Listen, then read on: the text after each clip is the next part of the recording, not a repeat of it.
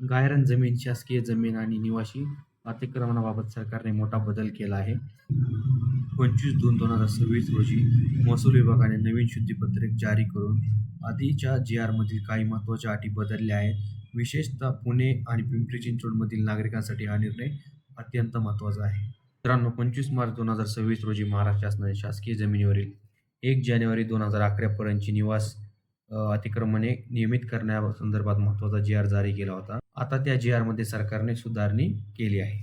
यापूर्वी जी-आरमध्ये फक्त बृहन्मुंबई वगळून असा उल्लेख होता, परंतु आता नवीन शुद्धपत्रिका खालील क्षेत्रे स्पष्टपणे वगळण्यात आली आहेत.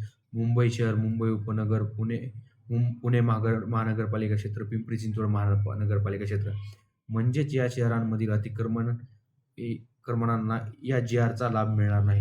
दुसरा महत्त्वाचा बदल, सरकारने आणखी एक महत्त्वाची दुरुस्ती केली आहे. ज्या ठिकाणी अतिक्रमणे नियमित करणे शक्य नाही अशा जागांच्या यादीत नवीन बाबींचा समावेश करण्यात आला आहे. यामध्ये तीर्थक्षेत्र विकास आराखडा, पर्यटन क्षेत्र विकास आराखडा, विविध शासकीय प्रकल्पांसाठी राखीव जागा या जागांवरील अतिक्रमणे देखील नियमित करण्यात येणार नाहीत. यापूर्वी नदी, नाले, पूररेषा, वन क्षेत्र, CRZ, NDZ, रेल्वे मार्ग, महामार्ग आणि वीज वाहिन्यांवरील अतिक्रमणे नियमित करण्यात येत नव्हती. आता या नव्या क्षेत्रांची भर पडली आहे. याच नागरिकांना काय मिळणार?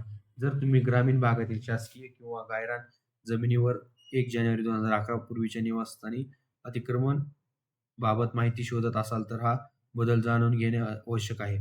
कारण आता पुणे, पिंपरी चिंचवड शहरांना या धोरणातून स्पष्टपणे वगळण्यात आले आहे. तसेच पर्यटन, तीर्थक्षेत्र किंवा शासकीय प्रकल्पांसाठी राखीव जागांवरील अतिक्रमणांना नियमित करण्याचा लाभ मिळणार नाही. हा जी-आर अनेक ठिकाणी चुकीच्या पद्धतीने शेअर केला जात आहे. त्यामुळे ही माहिती जास्तीत जास्त लोकांपर्यंत पोहोचवा. अशाच नवीन जी-आर, शासकीय योजना आणि जमिनीविषयक अपडेटसाठी चॅनलला सबस्क्राईब करा.